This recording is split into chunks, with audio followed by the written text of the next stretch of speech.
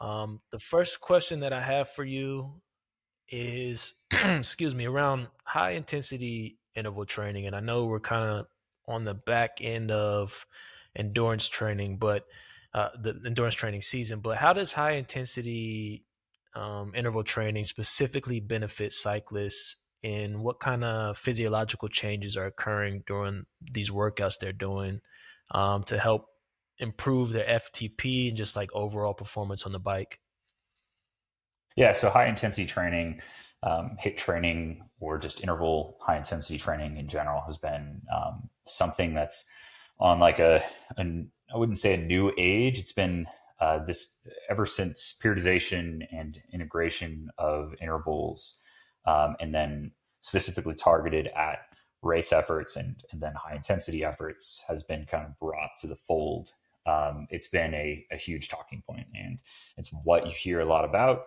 And it's one of those things that if you really want to train for that intensity that you're going to be receiving from either events, or maybe you're more on the side of being time crunched and just need to optimize that time that you have available to you to best see an increase in fitness across the board. High intensity training is a great way of doing it. The hard thing about high intensity training, which I'm guessing we're going to get into in a second, is recovery from it is difficult. It's easy to overdo it, it's easy to under Yeah. recover, and it's easy to flog yourself. So as a result, you can find yourself kind of in the ditches and kind of flailing after a high period of high intensity training. So it does take a lot of balance, but that's also a reason that athletes of all types can see a big response in a wide variety of intensity systems as a result of doing interval sessions that are labeled as high intensity training.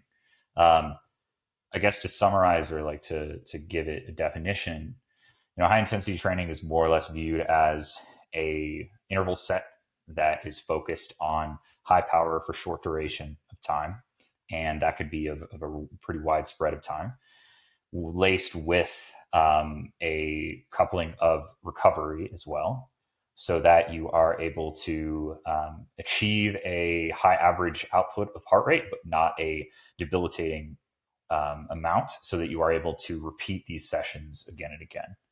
And there's all sorts of different definitions and or classifications of these efforts. And this, coaches across the board have all sorts of different kinds that they implement and apply, and so do I.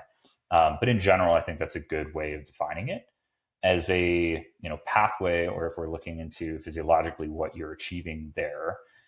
You're looking at with that high force, you're looking at the type 2, or you're looking at an anaerobic system basis. So that's what you're targeting and what you're growing and what you're leaning on.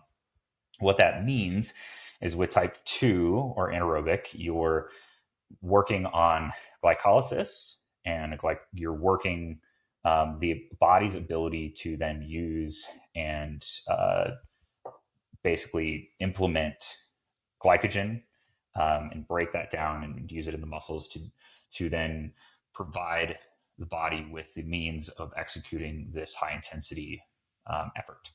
And it's a pathway that takes a long time to really buffer and grow. And you're leaning into, as far as system that you're really working, is an ATP fueling process. So that's the like triphosphate system. And as a result of that, you need glycogen. And I know we're going to talk about nutrition and what that all incorporates as well, but that's also very important.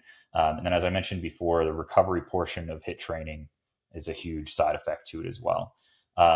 As far as how that focus and system helps grow FTP, or how it helps grow maybe even other systems as well, it's a nice way of allowing the body to focus on that anaerobic system to grow that out in general.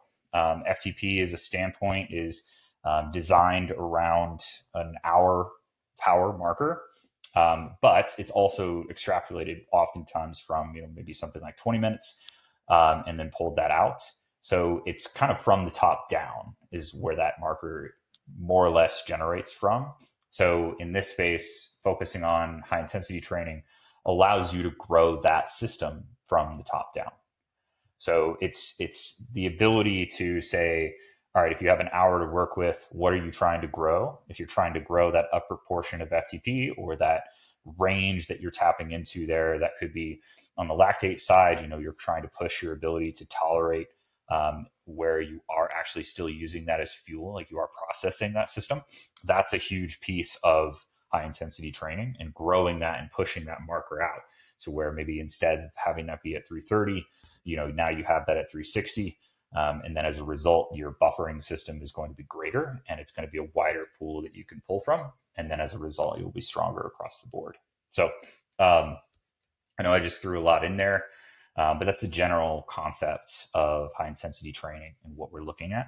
So it's has the ability to also target specificity, which is something I wanted to touch on, where, even if you're not an athlete that does races or does events, say you're just wanting to go out and you want the ability to ride with others and throttle up and throttle down, that is that system as well. And then same with racers. If you are really doing any variety of mass start event, you will be tapping into an anaerobic system.